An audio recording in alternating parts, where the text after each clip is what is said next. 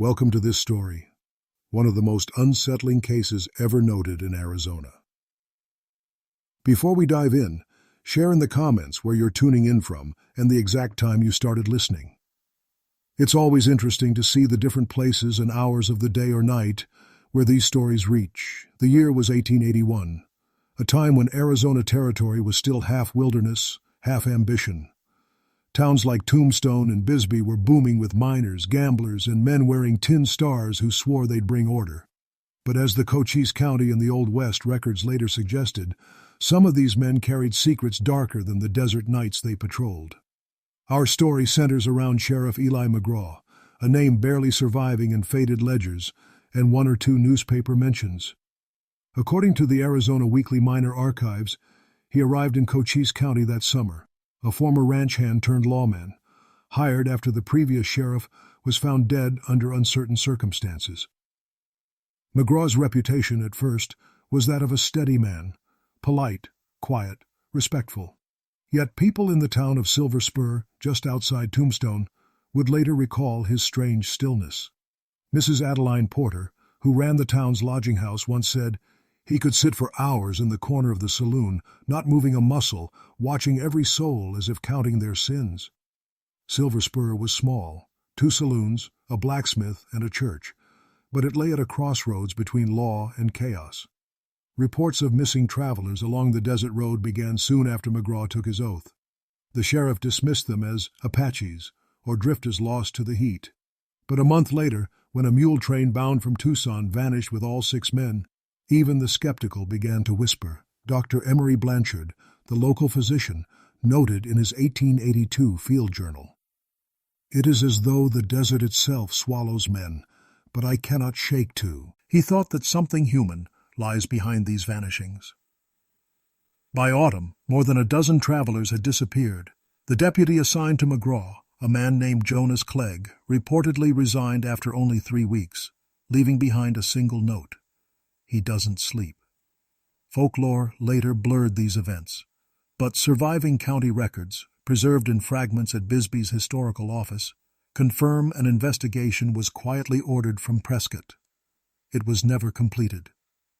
McGraw, the sheriff himself, claimed the case was closed for lack of evidence.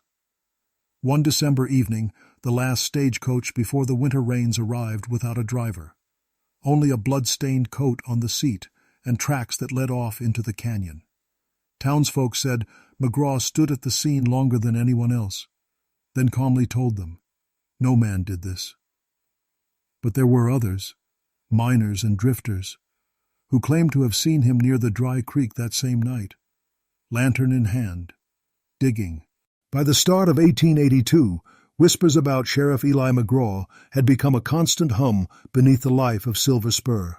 The saloon talk was always the same: a man who rarely slept, who rode alone at odd hours, and who seemed to know too much about every missing person's route. Some swore they'd seen his horse tied near the dry creek beds long before dawn.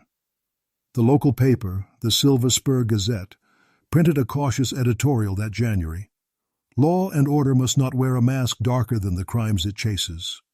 That issue disappeared quickly from circulation, and the editor, one Mr. Henry Lowe, left town a week later. No one ever saw him again. McGraw's behavior began to shift. According to the Journal of Reverend Elias Torrance, the town's only clergyman, the sheriff often appeared in church but never joined in prayer. He'd stand near the back wall, hat in hand, eyes fixed not on the altar but on the people. He looked, the Reverend later wrote, as if measuring who would be next to vanish. Around this same time, territorial authorities recorded a brief but telling note in the Cochise County and the Old West Archive, mentioning that lawmen in several border towns were suspected of hiding evidence related to disappearances. Though the report avoided names, local historians later found a marginal notation: S. McGraw, scribbled faintly in pencil beside it. In March, the storm season rolled through the desert, washing over the roads and revealing what the locals had long feared to find. A rancher named Clint Parlow came across a half-buried boot near the South Ridge, and when he pulled it free, part of a human foot came with it. Sheriff McGraw was among the first to arrive at the site. Witnesses said he ordered everyone away and worked alone until sunset. By nightfall, the area was cleared, And when others returned the next day, the hole had been filled and leveled with a shovel. That was when people began keeping their children inside after dusk. There were those who tried to stand against him. Deputy Clegg had left, but a replacement came from Tucson, Marshal Robert Hanley, known for his temper and sense of justice. Hanley rode in one morning with a federal badge on his vest and a warrant for review of all Silver Spur investigations. McGraw greeted him with a handshake and a strange smile. The two men entered the sheriff's office together at midday. Hanley was never seen again. By late summer, Silver Spur was nearly deserted. Letters from townsfolk trying to raise alarm reached Prescott and Tucson, but the distances were long, and riders often went missing between waypoints. It was as if the desert itself collaborated with the man enforcing its silence. Still, a few remained, among them Dr. Blanchard, who began collecting testimonies and strange artifacts found near old mining shafts. He claimed to have found buttons from deputy uniforms and shards of bone bearing precise cuts, not the work of beasts. His field notes, now stored at the university in Flagstaff, contain one haunting line. McGraw is not the hunter of killers. He is the last one standing among their number. The spring of 1883 arrived in silence, the kind that settles on a place when there are fewer people to make noise. The town of Silver Spur was dying. Storefronts stood empty, church bells rang only for funerals, and dust gathered on the steps of the sheriff's office. No one dared confront Eli McGraw directly anymore. Those who questioned him had a way of leaving town or not making it past the first mile. A single remaining telegraph line connected Silver Spur to Bisbee, and it was through this wire that Dr. Blanchard sent his final message before vanishing. Evidence at Creek, bones, found by lantern light. I will deliver it myself. The telegram was dated April 6th. He never arrived. That same month, a traveling photographer named Henry Valens passed through town on his way to Tucson. He offered daguerreotype portraits for a few coins. McGraw, for reasons unknown, agreed to sit for one. The resulting plate, still rumored to exist in a private collection, is a chilling image. The sheriff standing rigid in uniform, revolver at his side, eyes hollow and expressionless. The photographer later told a Tucson paper that McGraw's reflection failed to appear properly on the plate, leaving a faint blur across his face. No scientific cause was found, though age and exposure may have damaged the image. Within the official Cochise County in the Old West archives, there is mention of a short-lived inquiry led by Marshal Everett Phelps from Prescott. Phelps reached Silver Spur in June, accompanied by two men deputized from nearby Charleston. Their written report ends abruptly after 3 entries. The last line reads, "We found something under the sheriff's barn floor." Weeks later, a flash flood tore through the valley, destroying much of the lower town. When relief riders arrived, they found only debris, and McGraw sitting calmly on the porch of his office, boots muddy, hat tilted, low. He told them the storm had done God's cleansing work. No bodies were recovered. Survivors began to scatter north, to mining towns or small farms, but stories spread with them, rumors of McGraw appearing in different places, under other names, each time linked to a disappearance or burned cabin. A merchant in Wilcox recalled selling ammunition to a man who matched his description. A child in Douglas claimed to see a lawman with blood on his badge, standing outside their home during a thunderstorm. By autumn, a notice circulated quietly among territorial marshals. Wanted for questioning, E. McGraw, sheriff of Silver Spur, Cochise County. The poster described him as average height, dark hair, gray eyes, calm manner, dangerous. But no posse was ever formed. Travel was difficult, funding scarce, and the desert vast enough to hide any man who knew its secret paths. One final note appears in the county registry that year, likely added decades later by a historian cross-referencing newspaper accounts. It reads, Sheriff McGraw, presumed dead or vanished, cause unknown, case remains unsolved.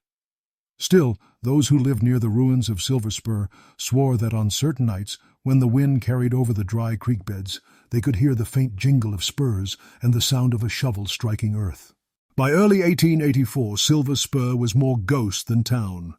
The church bell had cracked during a summer storm, and the hotel had burned down that winter, taking with it 2 guests whose names were never written in the register. Only a handful of people remained: an aging blacksmith named Samuel Hodge, the widowed Mrs. Porter, and a few ranch families who couldn't afford to leave.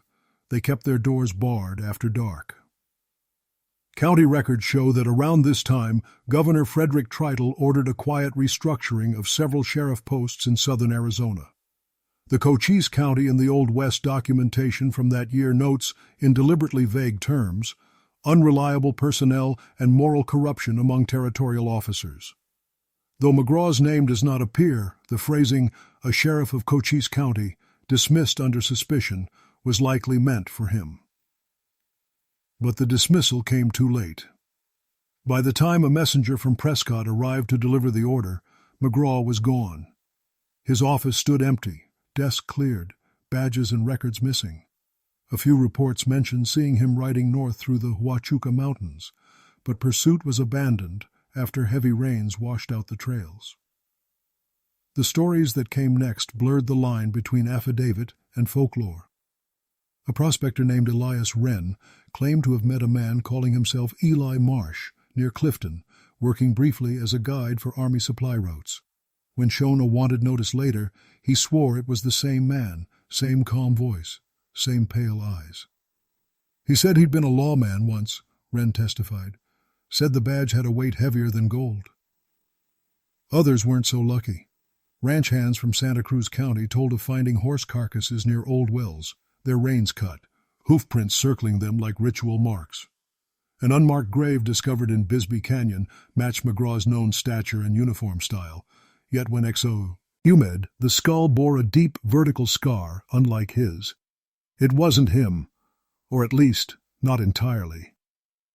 Meanwhile, in the crumbling ruins of Silver Spur, scavengers began uncovering disturbing remnants.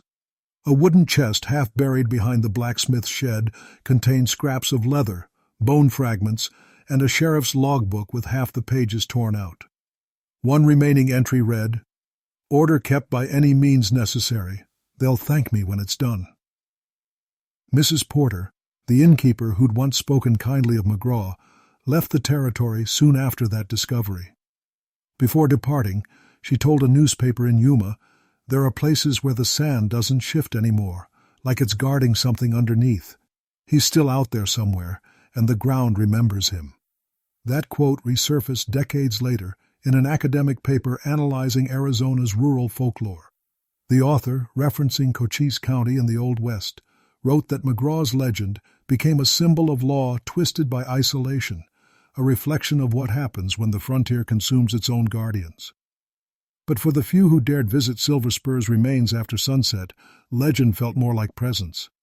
They said that if you walked past the sheriff's office and looked toward the canyon, you could sometimes see a faint lantern glow, bobbing in the dark, as though someone were still patrolling the borders of an empty town.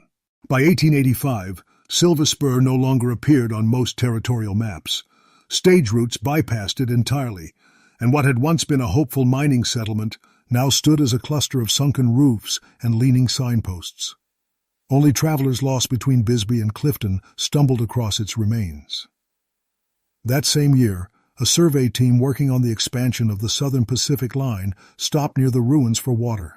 Among them was engineer Thomas Leland, who later sent a letter to his wife describing what they'd found. The well near the sheriff's office is full of silt, but under it we saw bones, too many to be in animals. The men refused to stay the night. The discovery prompted another brief inquiry from Prescott, this time filed by Inspector Raymond Coates. Coates's written report, preserved in the Arizona Territorial Archives, stated that several skeletal remains were exhumed near the dry creek, each showing uniform slicing wounds, most consistent with knife or cleaver. Yet no suspects were ever named. Coates closed his report with one chilling observation. The cuts were done by someone who knew anatomy, possibly a former soldier or lawman. That remark reignited old suspicions. Towns in southern Arizona began to share warnings again, and McGraw's name returned to rumor. Witnesses claimed to have seen him further north, near the edge of Cañon Diablo, working as a ranch guard under another alias. No official record confirms this, but several letters from traders mention a quiet man with the eyes of a judge and the hands of a butcher. The atmosphere in the territory grew darker. Newspapers avoided the story, yet word of mouth kept it alive. At night, ranch families spoke of the outlaw sheriff, a ghostly figure wandering the borderlands, punishing trespassers in silence. Parents used his name to frighten children into obedience. In August of that year, another clue. He surfaced. A tin box uncovered by rainfall near the remains of the Silver Spur Church. Inside were personal effects, a rusted badge, 4 bullets, and a folded scrap of paper that read simply, "No sin unburied." Beneath the note was a dried stain that looked disturbingly like blood. The Cochise County in the Old West records from this period mention that a Tucson newspaper editor, Charles Renner, planned to publish an expose linking McGraw's actions to a network of corrupt frontier officials. The article never appeared. Renner's body was later found near Benson, throat cut, badge fragments in his pocket. Locals took it as an omen. To them, the sheriff's ghost had grown restless, defending the memory of his own crimes. Some claimed that the wind through the canyons carried a low voice muttering orders. Others said that when lightning struck the ground, it illuminated the outline of a man in a long coat, still patrolling, still watching. Yet even amid the fear, a few insisted he had never truly died. A rancher's daughter from Bowie, interviewed decades later, said her father once rode with a quiet stranger who refused pay and disappeared before dawn. He'd left behind only a single phrase carved into a mesquite post. "Law is the mask. Justice is the wound." By 1886, stories of Eli McGraw had become the kind that drifted between truth and desert mirage. The official word from the Arizona Territorial Office was that the former sheriff had perished in a flash flood, but no grave was ever shown, and no deputy could swear to the site of his body. Still, something about Silver Spur refused to stay buried. That spring, a group of treasure seekers led by Luther Parnell, a prospector from Yavapai County, camped near the ruins. In his surviving field notes, Parnell described hearing hoofbeats and a voice calling commands through the darkness. "It was not echo," he wrote, "for the horses panicked and the men heard it too. The words sounded like orders given at a hanging." 2 nights later, their camp was found abandoned, fires still smoldering. Only one man, a youth named Caleb Rowe, turned up days later near Bisbee, barefoot and delirious. When questioned, he could only whisper, "He said I wasn't guilty enough." At the same time, government correspondence shows that Major Elias Stoddard from the U.S. Army outpost at Fort Huachuca petitioned to have the Silver Spur region declared restricted territory. His letter, referencing Cochise County in the Old West investigations, claimed that lawless influences of prior office holders still made the region unsafe. The document was quietly approved, sealing the area from further exploration for nearly a decade. In neighboring towns, McGraw's image began to take on mythic proportions. Some claimed he'd turned bounty hunter under a false name. Others said he lived among Apaches, trading ammunition for food. Yet a growing number of sightings described something more spectral, an apparition of a lawman wandering the roads, hat brim low, eyes faintly reflecting light like an animal's. In late autumn, an itinerant preacher, Brother Amos Reed, recorded his encounter in a sermon pamphlet printed in Tucson. He stood by the roadside, a man with a badge corroded by rust. I asked if he sought redemption. He smiled and said, "Justice don't die, preacher. It just waits for company." Then he vanished behind the mesquite as if the desert swallowed him whole. Such accounts multiplied. The Arizona Republic published an editorial in December, warning settlers not to travel alone through the southern desert trails. Still, no formal investigation resumed. The territory was expanding fast. Railroads, mines, and cattle routes pushed history aside. People had no time for ghosts. Yet one photograph, unearthed in 1890 from a Bisbee attic, rekindled the fear. It showed a posse posing outside a saloon. Among them was a man almost identical to Sheriff McGraw, except older, broader, and wearing civilian clothes. Historians dismissed it as resemblance, but handwriting on the back of the photo read, "Eli, found us again." To this day, that image remains locked in the local museum's archives. The curator refuses to display it, claiming, "Visitors complain that the man's eyes seem to follow them from the frame." And so, Silver Spur, erased from maps but not from memory, lingered like a wound that refused to close. By 1887, Arizona's frontier had begun to change. Railroads, telegraph lines, and towns rising where once only brush and vultures roamed. Yet Silver Spur remained untouched, a ruin swallowed by sand. Locals called it McGraw's Hollow, a name whispered with equal parts fear and superstition. That year, a pair of journalists from the Arizona Sentinel, James Collier and Francis Dow, undertook a journey to document the ghost towns of Cochise County. Their notes, later recovered from a trunk found in Tucson, detailed what may be the last recorded visit to the remains of McGraw's domain. Collier's account describes the eerie quiet. No birds sang. The wind carried the scent of rust and decay, as though the land itself remembered violence. The men explored the crumbled sheriff's office, where they found a single rusted revolver still in its holster, hanging from a nail behind the door. Inside the empty drawer lay a small book, its pages too faded to read, except for one line written in charcoal. "My justice outlived theirs."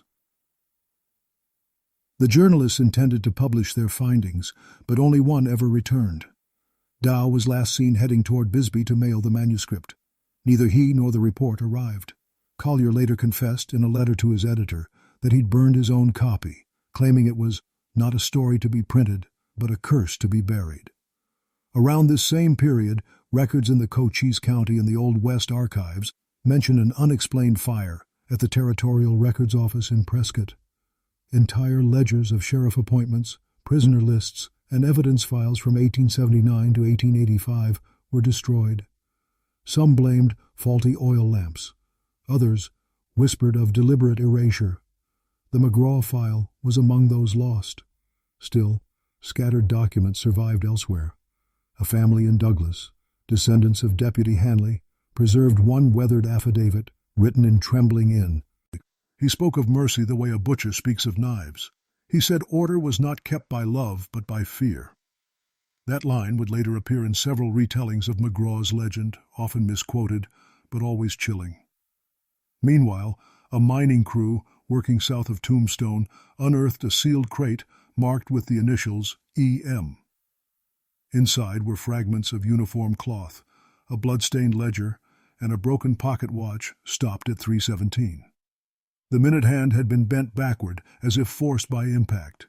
Historians argue over whether it belonged to McGraw or one of his victims. By the end of that decade, people began to avoid traveling near the canyon altogether.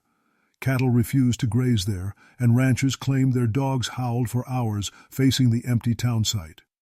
The governor's office quietly instructed surveyors to map routes around the area rather than through it. But some said McGraw's name still appeared in local jails, scrawled on cell walls by prisoners who swore they'd seen a lawman in black watching them from the dark.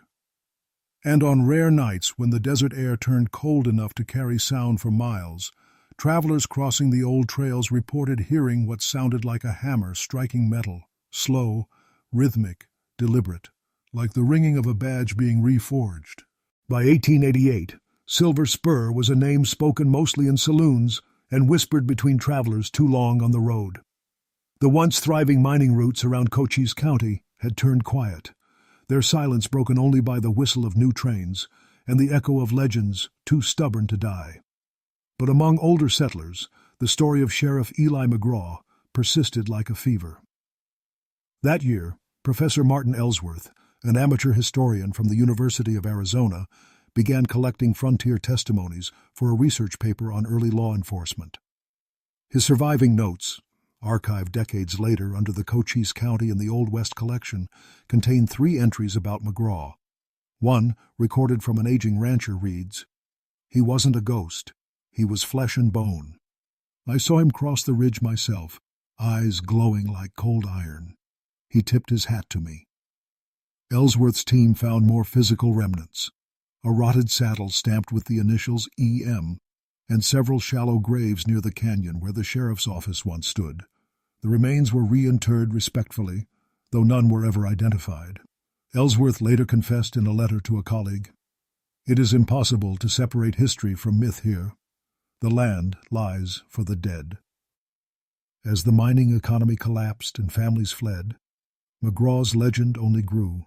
Storytellers in Tucson taverns claimed he'd made a pact with the desert itself, that as long as his crimes remained unpunished, the land would keep him. Others insisted he'd been seen near the border, arresting outlaws no other man could find, delivering them to justice by his own hand. In a strange twist, a wanted notice appeared in an 1889 issue of the Tombstone Epitaph listing Eli Marsh as a bounty target for stage robbery near Lordsburg.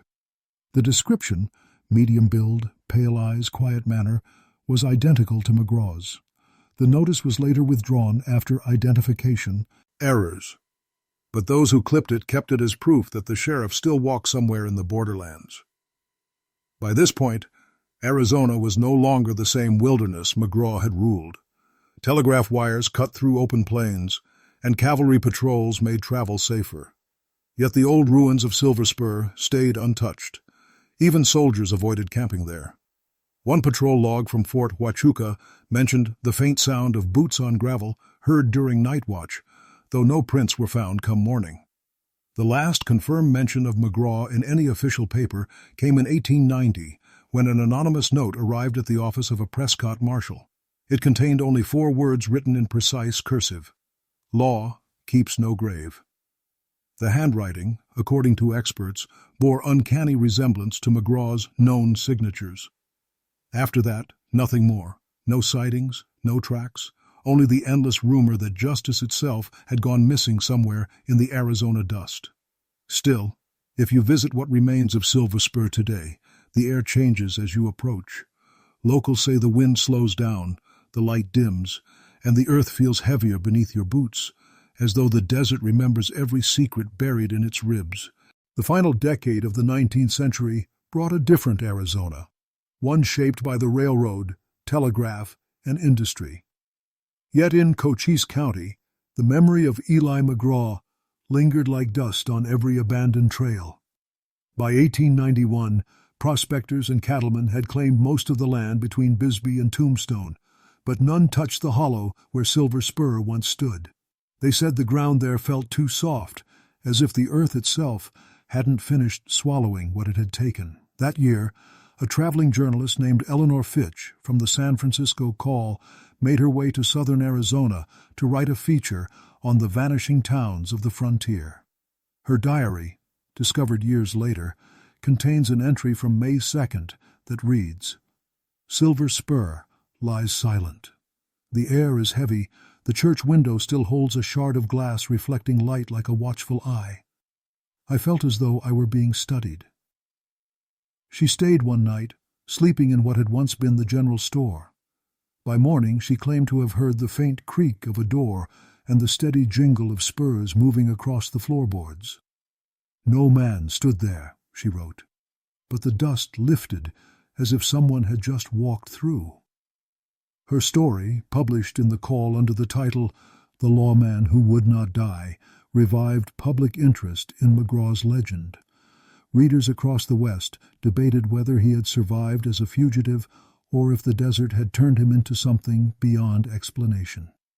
The Cochise County in the Old West records note a sudden surge in inquiries to the territorial archives following Fitch's article, people demanding proof of his existence, searching for his badge, his gun, his final grave. None were ever produced. A few months later, a miner named Luke Travers claimed to have discovered a collapsed tunnel beneath the old sheriff's barn. Inside were charred planks, scraps of cloth, and what looked like a row of crude wooden markers, graves perhaps, though no names were carved. Travers sold his claim and left Arizona the same year. His descendants later said he never spoke of the find again. But not everyone dismissed the sheriff's ghost as superstition. A doctor from Tucson, Dr. Alaric Monroe, examined the few surviving bones recovered from the Silver Spur area. In his report, filed in 1892, he noted the precision of the cuts and suggested the perpetrator had methodical skill, possibly trained in human dissection. Monroe's language echoed that of Inspector Coates years before, both describing the same unnatural exactness. Monroe's closing line, quietly haunting, read, "The hands that did this sought order, not chaos. Yet in that pursuit, they destroyed both." By then, McGraw's story had become less a crime and more a mirror, each retelling reflecting the fear that justice, in the frontier, might always have worn two faces. And when the wind swept across the ruins at dusk, some said you could still hear the faint clink of metal against leather, a sound caught between the living and the dead, an outlaw sheriff forever keeping watch over a town that no longer needed him. By 1893, Arizona Territory was entering a new age of law and rail, but the old wounds of its frontier still seeped quietly through rumor. The ruins of Silver Spur, now swallowed by desert brush, became a place of morbid fascination for travelers. Ghost seekers, treasure hunters, and thrill-seeking newspapermen passed through, each adding new fragments to the legend of Eli McGraw, the outlaw sheriff. Among them was Dr. Howard T. Fenwick, a folklorist from New Mexico who spent 2 weeks interviewing settlers near Tombstone. His later pamphlet, Frontier Shadows of the Arizona Borderlands, paraphrased local accounts and mentioned the Cochise County in the Old West records as the only surviving evidence that McGraw ever wore a legitimate badge. Fenwick wrote that every surviving witness described McGraw's eyes the same way, not cruel, but empty, as if the man had already passed beyond consequence. That same year, an elderly widow named Clara Wren, who had lived near Silver Spur as a girl, gave a sworn statement before a Bisbee clerk. She claimed to have seen McGraw on the night her father vanished in 1882. He was carrying a lantern and a shovel. He looked at me like a man praying but said nothing. I heard digging until dawn. The affidavit was filed, but the case never reopened. The following spring, rainfall exposed more remains in the dry creek bed. Bones, mostly cattle and mule, though some bore what officials described as unidentifiable characteristics. A rusted revolver was also recovered, its grip engraved with the initials E.M., and a half-fused bullet lodged in the chamber. The weapon was sent to Prescott for examination and subsequently lost in transfer, a fate that seemed to mirror every attempt to document McGraw's existence. By now his story had taken on a strange duality. To the superstitious, McGraw was a ghost patrolling eternity. To cynics, he woo, as a forgotten murderer whose legend grew only because no one ever caught him. But to a few, especially old soldiers and former lawmen, he was something else entirely, a symbol of what the frontier demanded. In 1894, the Arizona Gazette published a reflective editorial titled, "When Law Became the Killer." The piece referred obliquely to McGraw's crimes, calling him the desert's reflection of our own creation. It quoted an unnamed officer. "We built him when we gave one man the right to hang without witness." After the article's release, the editor received an unsigned letter sealed in red wax. The handwriting was precise, deliberate, and disturbingly calm. It contained a single line: "Law does not repent." No origin was traceable, but the style matched a previous message sent to Prescott years earlier. Rumors of sightings resurfaced one final time that autumn. A freight conductor passing through Benson reported a lone rider pacing alongside the tracks for miles, never falling behind, never tiring, coat trailing in the wind. When the train slowed at a bend, the rider turned his face toward the window. He looked alive, the conductor told investigators, but older than a man should ever be. After that, even the whispers faded. Only the empty desert remained, and the unending wind that sounded, to those who listened too long, like spurs dragging slowly across stone. By 1895, only scholars and the curious still spoke of Sheriff Eli McGraw. The Arizona frontier had begun its slow transformation into towns and counties, its ghosts pushed further into history. Yet the mystery of Silver Spur never fully settled. It was the kind of story that waited for listeners rather than seekers. That year, the Arizona Historical Society sponsored a survey of forgotten frontier towns. The small expedition, led by Professor Ellsworth, the same man who'd written of McGraw years earlier, returned briefly to the ruins. His assistant, George Rawlins, kept a journal that survives in the archives today. His first entry reads, "The land feels wrong, as though each step is trespass." They uncovered what appeared to be the remnants of a cellar beneath the sheriff's office foundation, half collapsed and filled with sand. Within, they found iron hooks embedded in the beams, old tools, and one wooden crate stamped "Property of Cochise County." Inside were several rusted items, a badge fragment, a buckle, and a small diary missing its cover. The first legible line read, "Peace is the wound that festers when justice sleeps." Ellsworth, citing these findings, later wrote that the sheriff may have turned his violence inward, believing himself the only rightful judge left in a decaying world. He mentioned Cochise County in the Old West by name, noting how that record reveals the thin line between virtue and brutality that frontier lawmen often crossed. Yet their return stirred something local.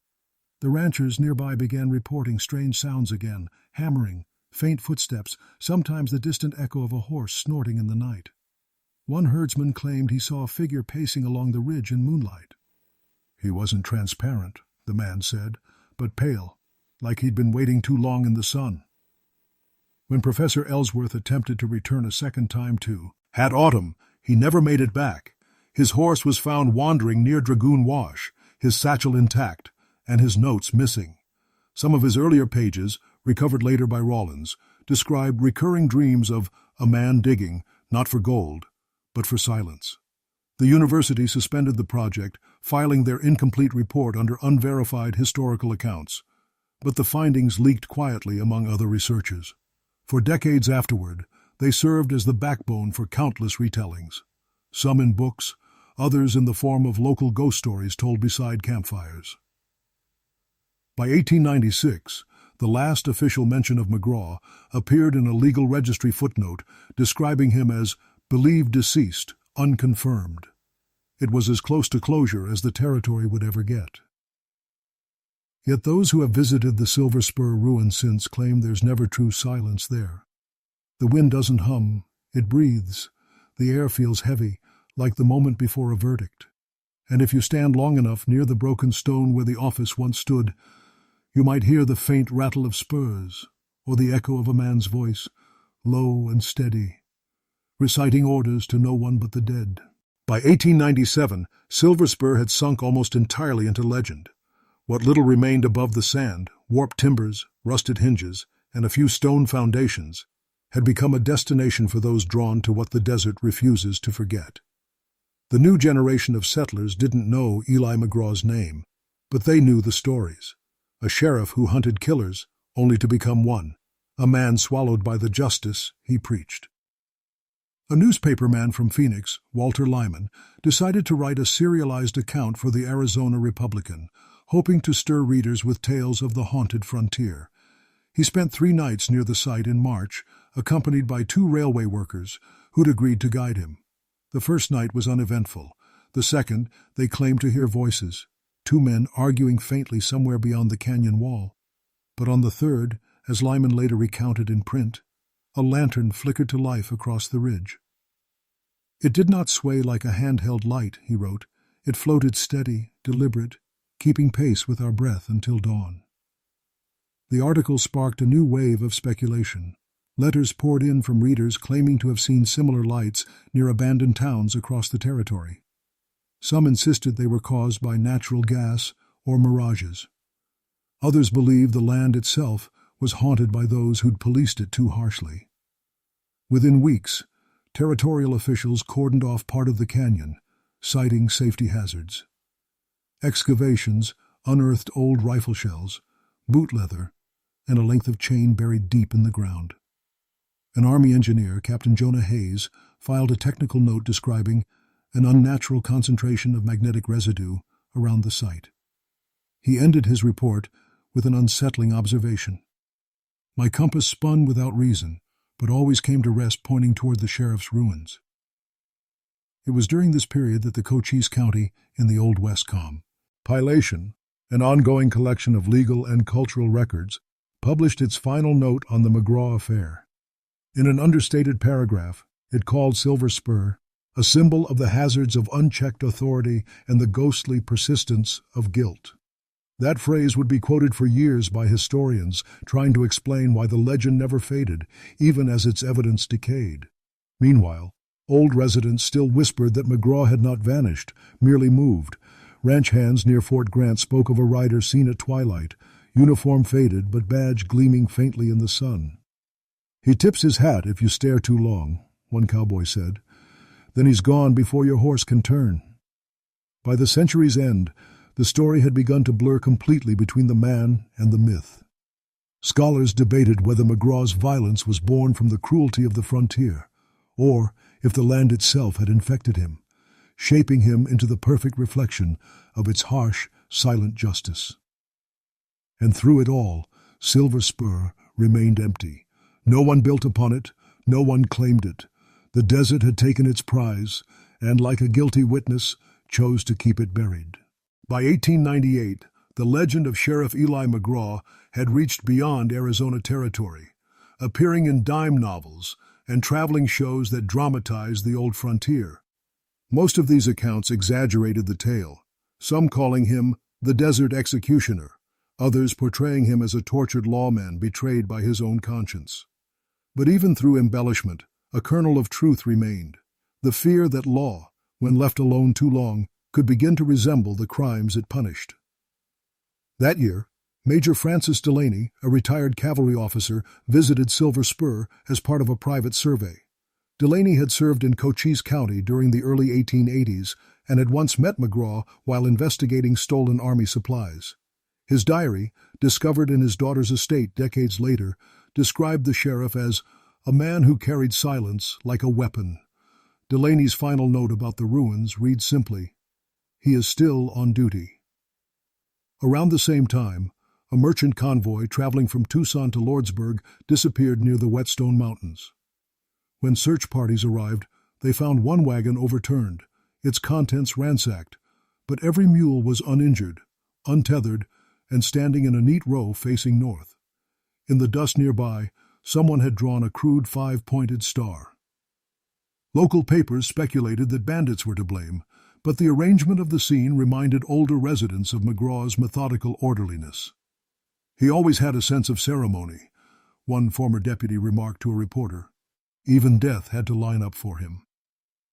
The Cochise County in the Old West, references from this year briefly mention renewed public fascination with the outlaw lawman of Silver Spur.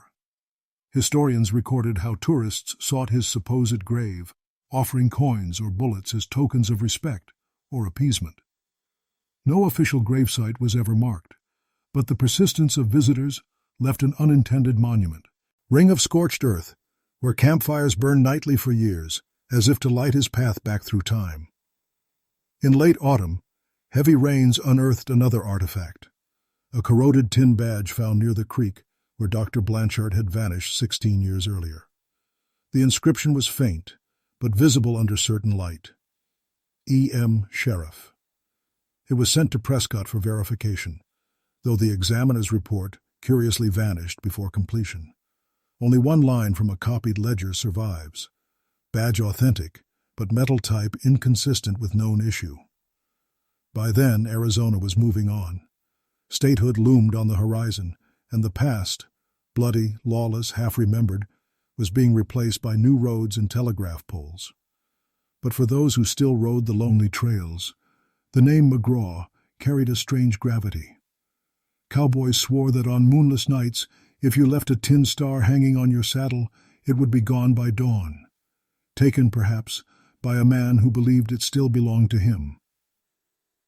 And when the wind rose suddenly across the canyon, locals said it sounded like a badge clattering softly against bone. By 1899, the approaching century cast a new light on Arizona's ghost towns.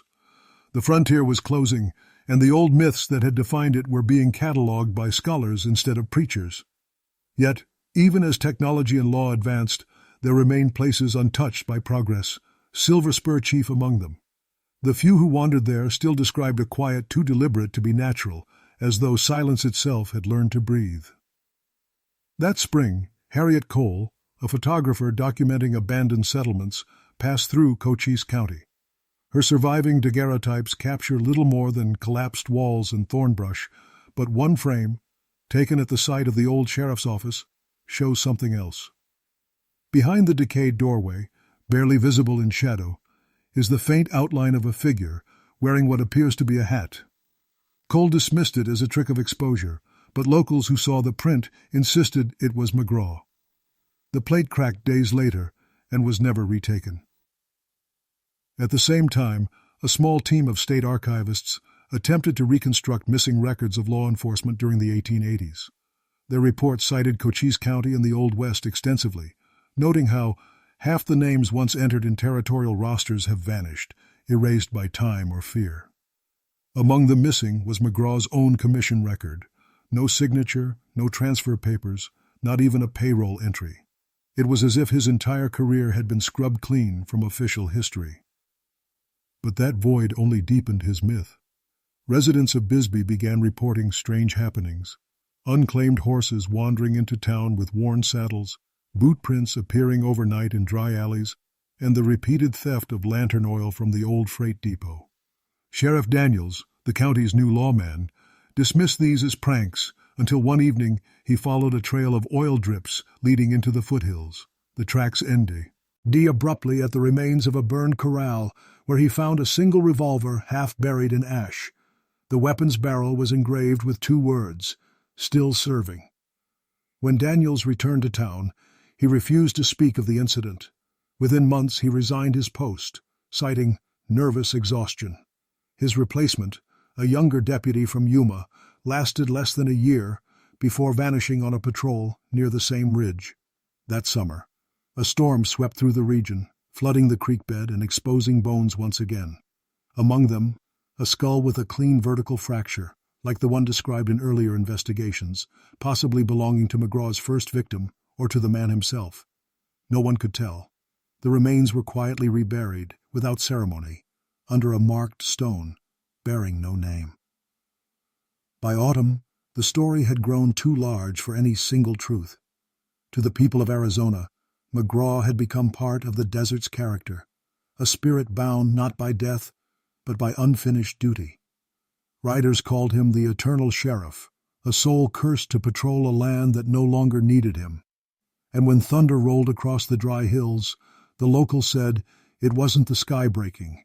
It was McGraw's shovel striking earth again, still digging for the justice he could never find. By 1900, the new century had begun, and Arizona territory was inching toward modernity. Rail lines connected Tucson to Phoenix, electricity flickered in a few towns, and law was now written, not improvised. But for the old-timers in Cochise County, the past refused to fade. Every now and then, some traveler or ranch hand would bring back a fresh piece of the puzzle, a sighting, a relic, or a whisper, keeping the tale of Sheriff Eli McGraw alive long after it should have died. That winter, a cattle trader named Patrick Dunn reported an encounter on the trail between Tombstone and Dragoon Wash. His statement, recorded in a local paper, reads, "A man in a long coat stopped me on the road and asked if the territory still needed law. I told him it had plenty now. He smiled, tipped his hat, and rode away. No sound of hooves behind him." Dunn's horse returned home alone 3 days later, its reins neatly coiled around the saddle. The authorities dismissed the account as desert delirium, but it sparked another wave of quiet fear. When a Tucson historian, Ellen Baird, revisited Cochise County in the Old West that same year for her book on frontier corruption, she noted how the McGraw legend had evolved from tragedy into morality tale. She wrote, "He became the mirror the desert holds up to all who wear a badge, reflecting not law, but the loneliness that breeds it." Meanwhile, settlers continued to avoid Silver Spur. When a railway extension was proposed through the area, engineers refused to camp there overnight. Foreman Julius Crane later testified that his men awoke one morning to find their tools stacked neatly in a pile, as though arranged for inspection. "Someone," he said, "was checking our work. That same spring, a miner exploring an old shaft near the canyon floor stumbled upon an iron lockbox wedged in rock. Inside were several folded documents, badges, letters, and a crumbling photograph of a man in uniform. The back bore a handwritten note, "Keep the peace, whatever the cost." Experts later dated the paper and ink to the 1880s. The lockbox was displayed briefly in a Prescott courthouse before vanishing during transport to Phoenix. The guard assigned to it resigned immediately afterward, claiming he'd heard knocking from inside the crate. By now, the once clear boundary between story and history had blurred completely. The younger generation, raised on new laws and schools, regarded McGraw as myth. But those who'd lived through the old years, those who'd seen Silver Spur in its final days, spoke of him not as a ghost, but as a warning. They said every sheriff carried a little of McGraw in his soul, that quiet place where duty outweighs mercy. And so the story lingered, like a bruise beneath Arizona's progress, unhealed, unspoken, but never gone. For in the desert, time does not erase. It buries, waiting for someone to dig again. By 1902, the frontier that had once defined Arizona was finally giving way to civilization. Telegraphs crackled along new lines, rail engines screamed through valleys where once only coyotes cried. Yet even as modern life crept across the desert, the story of Eli McGraw refused to be buried. It lived in whispers between ranch hands, in the creak of saddle leather on cold nights, in the eerie quiet that settled near Silver Spur whenever the wind paused. That spring, a traveling pastor named Reverend Josiah Clay wrote to his congregation in Tucson about a lawman apparition he encountered near the canyon rim. His letter, later published in a church pamphlet, recounted, "I saw a man standing by the road at dusk, hat low, one hand resting on a holster. I called out, asking if he was lost. He said, 'No, Reverend, still patrolling.' When I blinked, the road was empty." The story caused unease among settlers who had begun building small farms near the old trail. They spoke of finding horse tracks circling their fields, always forming the outline of a five-pointed star. Some took it as a bad omen, others as a blessing, but all agreed that the sheriff of Silver Spur was not finished with his watch. That same year, an archivist in Prescott named Clifton Dawes unearthed a sealed envelope while cataloging the few surviving legal papers from the early 1880s. It contained a brittle scrap of paper written in faded brown ink, signed simply E. McGraw. The message read, "Law is a weight too heavy for one man to carry, but I carried it until it broke." Dawes preserved the note, sending a transcription to the Arizona Territorial Museum. In his report, he referenced the Cochise County and the Old West accounts, observing how McGraw's name appeared and vanished across different ledgers like a ghost moving through ink. He concluded that the sheriff might have been both victim and foe, ill-entrapped between justice and the madness it demands. By late summer, a group of prospectors camping near the ruins reported hearing what sounded like a hammer striking metal throughout the night. They found no tools, no people, only a row of faint footprints that began at the sheriff's office foundation and ended at the dry creek. The impressions were deep, as if left by boots heavier than any man could wear. A few years later, the site would be fenced off by the territorial government, officially for safety reasons, though locals knew better. They said the ground there was cursed, that it hummed under moonlight like a heartbeat too stubborn to stop. And even now, when storms roll across Cochise County, old ranchers swear they can see a flicker of light moving along the ridge, a steady lantern glow tracing the same path it did in 1881. They call it McGraw's Watch. By 1904, the Old West was finally yielding to progress. Yet, like a stubborn root beneath shifting sand, the story of Sheriff Eli McGraw endured. Silver Spur had long vanished from the maps, but travelers crossing southern Arizona still avoided the place after dark. They said the silence there pressed on the chest like a weight, and that if you stood still too long, you could hear a man breathing close behind you. That year, Professor George Rollins, the surviving assistant from Ellsworth's doomed expedition, returned to Cochise County under the commission of the new Territorial Archives. Age had thinned his hair and slowed his step, but his obsession with McGraw had never faded. In his final journal, later discovered in Tucson, Rawlins described visiting the site one last time. "The sand has risen like water," he wrote. "The town sleeps beneath it. Only the sheriff's office still breathes, half buried but unbroken. I placed my hand on the stones and felt a pulse." He claimed to have found the remains of a collapsed tunnel near the canyon edge, possibly the same one discovered by miners years before. Inside, he saw traces of iron shackles and a single boot, the sole marked with the initials E.M. Rawlins wrote that he tried to remove it, but the ground refused to give. That was his last recorded entry. His body was never recovered. Meanwhile, settlers miles away in Benson began reporting strange sightings again, horsemen appearing in fog, carrying lanterns that glowed brighter than any oil flame. The riders never spoke, never came close, and vanished when approached. Territorial officers blamed tricks of the weather, though one official note quietly filed in the records mentions local superstition tied to the McGraw legend causing unrest. The Cochise County in the Old West compilation was updated one last time around this period, adding a somber reflection. Titsum, a frontier left many wounds that no record can heal. The tale of McGraw remains one of them, a study of law turned inward until it devoured itself. By autumn, Silver Spur's last visible remnants collapsed entirely into the earth. Rain and time finished what McGraw had begun, but folklore only deepened. In mining towns from Bisbee to Wilcox, children recited rhymes about the sheriff with no grave, while cowhands left spare bullets near creek beds as offerings. A Tucson reporter visiting the region in 1905 wrote, "They say he rides where the stars hide, lantern in hand, seeking the next sin to bury." The strangest part is that everyone who tells the story swears they've never met each other. By then, McGraw was no longer seen as man or ghost. He had become landscape, legend, the embodiment of Arizona's shadow, a presence stitched into the desert's fabric, moving unseen beneath the moonlight.